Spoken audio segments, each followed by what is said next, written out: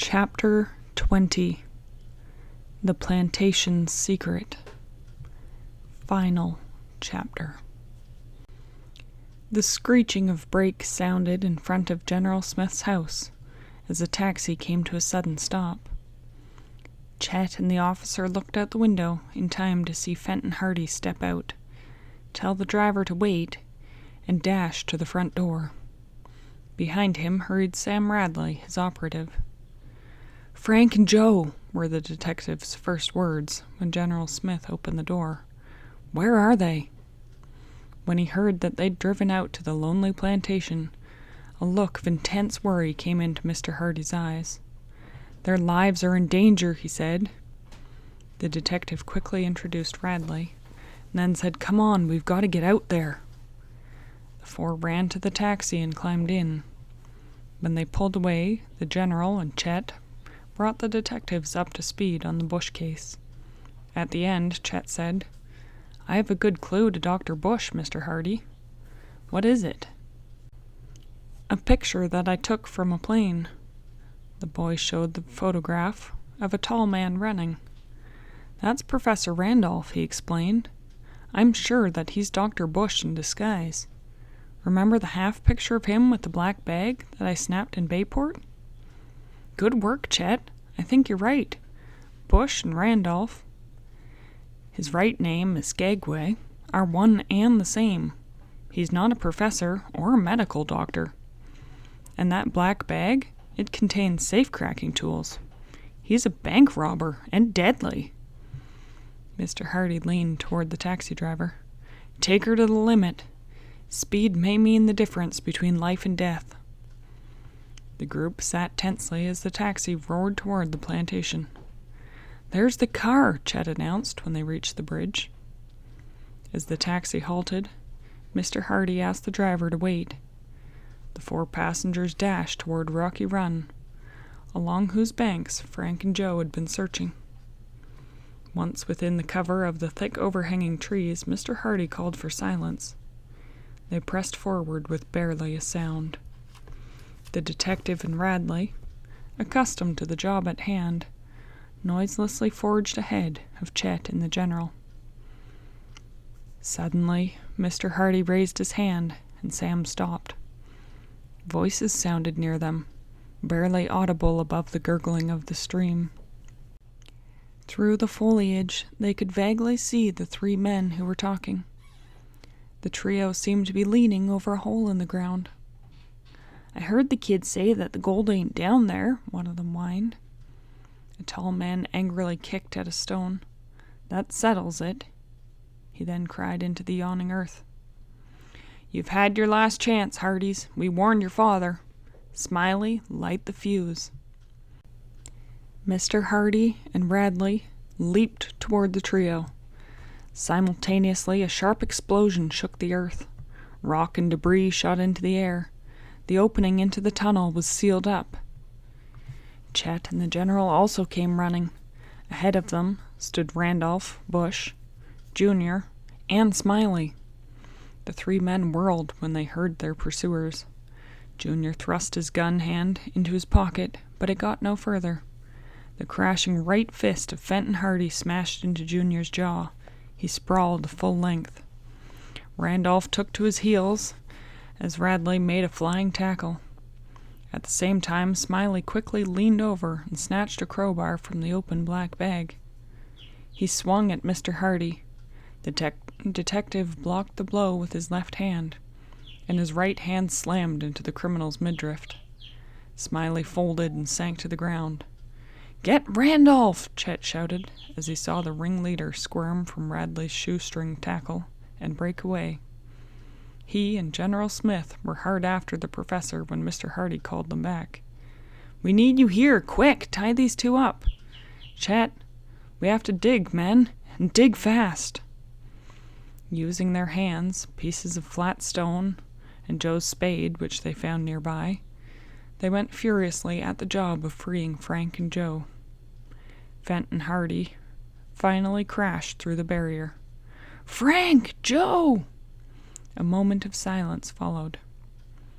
Radley's light flashed on the boys. They were lying face down, and neither moved.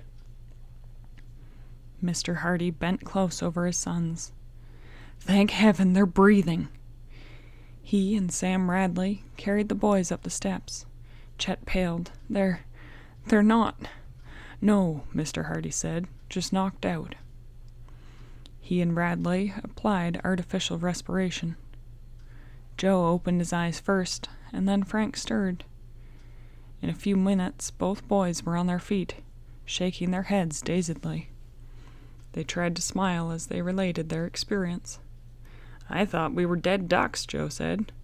He shot a glance at the two prisoners, who had regained consciousness. Chet had them well bound and had removed the pistol from Junior's pocket. "Who's he, Dad?" Frank asked. "Harold Maskey, called Junior because he looks so young. He's a bad actor." While Chet was telling the brothers how his picture had identified Randolph as Dr. Bush, the criminal that had been there but had escaped, and that the gang was wanted in the West Coast for bank robbers, Mr. Hardy started back toward the taxi. "I'm going to advise state police to comb through the entire area for Bush," he declared. Suddenly, Frank called out, "I'll bet his loot is hidden in the cellar of the Rocky Run Museum. Bush will probably head right there." Using the taxi radio, Mr. Hardy was able to get the message through to the police. An officer promised to send men to the museum and a patrol car to pick up the prisoners at Rocky Run. After thanking and paying the taxi driver, the detective returned to the boys. The captors remained silent. It was not long before 3 troopers crashed through the woodland to the tunnel. One said the news had just come over his car radio that the notorious leader of the bank robbers, posing as Dr. Bush and Professor Randolph, had been found in the cellar of the museum. Secreted in the walls was the West Coast loot. Frank had also confessed, hearing this, and Smiley groaned. "The jig's up," he said. "If we tell them everything, they may go easier on us, Junior." As the two related their part in the plot to get the Smith gold and keep the Hardys out of the case, their boss, they said, was married to a woman who used to live in Centerville area and had told him the story of the lost gold. She'd not known about her husband's criminal activities until recently, thinking that he was just off on business trips. When she'd overheard his plans to help himself to the plantation treasure, and even go to Bayport to prevent General Smith and the Hardys from coming to Centerville, she'd tried to stop him. But before she could get the fuzz, he ran off, Smiley smirked. "So it was Bush's wife who made the phone calls to us," Frank said. Smiley nodded. Randolph had helped himself to secluded museum and had threatened the old caretaker and his family. Whenever the robber and his gang wanted to be alone, they'd locked the old man in the back room. "How did you find the clue to Pleasanton's Bridge?" Joe asked. "You never saw the message in the bandolier." Smiley told them that Randolph, instead of going to town to find out about the deed, had returned to the museum through the cellar and had climbed up beneath the old fireplace. There he had eavesdropped and heard mention of the bridge. "Mr. Hardy, I really ain't got no hate against your boys," Smiley concluded. "I've got to admit they're smarter than me." Such was not the case with Junior. As Sam Radley and the troopers led the 2 men away, hatred for the Hardys flashed in the youthful-looking criminal's eyes. When the police car had roared off, Frank said excitedly, "I think we're going to solve the most important mystery. The mystery of the lost tunnel. Follow me." By this time, the sulphurous air of the cavern had begun to clear. Frank scrambled down the steps, climbing over the debris scattered by the explosion. Joe, Chet, General Smith, and Mr. Hardy followed. "I still don't get it," Joe said, looking inquiringly at his brother. "There's nothing resembling gold anywhere in here." Frank led them over to the pile of cannonballs and then stopped. "Remember the message? Find coin in iron. Hold the flashlight, Joe. Frank opened up his knife and scratched the corroding surface of one of the balls. An outer layer began to fall away. Suddenly, a glint of gold appeared. Feverishly, he scraped off more iron until there was no doubt. "The treasure!" cried General Smith. The others gasped in amazement. Mr. Hardy scraped another ball until the gold winked through. Joe attacked another, and Chet a third. "My great-grandfather's name is vindicated," the general exclaimed, after examining several more cannonballs to be sure. "The bank will get back its money, and Beauregard's heirs will be able to restore the plantation and can come back to live here."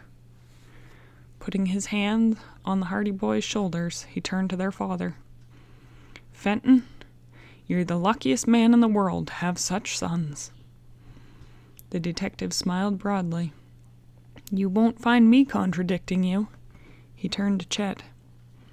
"Mr. Morton's got a son, and a photographer to be proud of, too." Chet beamed as the general slapped him affectionately on the back. It was not, as a photographer, however, that Chet was soon to figure in the Hardys' next adventure, the wailing siren mystery. "Hey, how'd they get the gold inside the cannonballs?" Chet asked. "They probably melted the gold bars in the blacksmith shop," General Smith answered. "The melting point of gold is very low, you know. And then they either made balls of it, or covered them with the iron shells, or else cast hollow cannonballs first and then poured in the gold, and then plugged the holes," Joe added. Each of the Hardys and their friends lifted one of the gold cannonballs. As they carried load after load from the lost tunnel, the group chattered gaily. "It feels so good. I think we ought to have a celebration," Chet asserted. "With some atom crackers?" Frank grinned. "Or one of Claude's dinners?" Joe suggested, his eyes twinkling. "Oh, boy!" Chet exclaimed. "I can hardly wait." End of The Secret of the Lost Tunnel, a Hardy Boys mystery by Franklin W. Dixon.